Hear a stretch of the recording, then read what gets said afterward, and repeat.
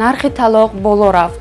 Маҷлиси намояндагон тағйиротро ба Қонуни Ҷумҳурии Тоҷикистон дар бораи боҷи давлатӣ қабул намуд ва пас аз тасдиқи Маҷлиси Миллӣ ва имзои президенти мамлакат як моҳ пас аз нашри расмӣ он мавриди амал қарор мегирад. дар сурати тасдиқи тағйирот минбаъд барои ба қайдгирии давлатӣ бекор кардани ақди никоҳ дар асоси аризаи яке аз ҳамсарон ба андозаи 2 нишондиҳанда, барои ҳисобҳо дар асоси аризаи якҷояи ҳамсарон ба андозаи 10 нишондиҳанда ва дар асоси ҳалномаи суд ба андозаи 14 нишондиҳанда барои ҳисобҳо боҷ ситонида мешавад. айни замон барои ба қайдгирии талоқ дар Тоҷикистон ба андозаи 1 нишондиҳанда барои ҳисобҳо боҷ ситонида мешавад ки 75 сомонро ташкил медиҳад.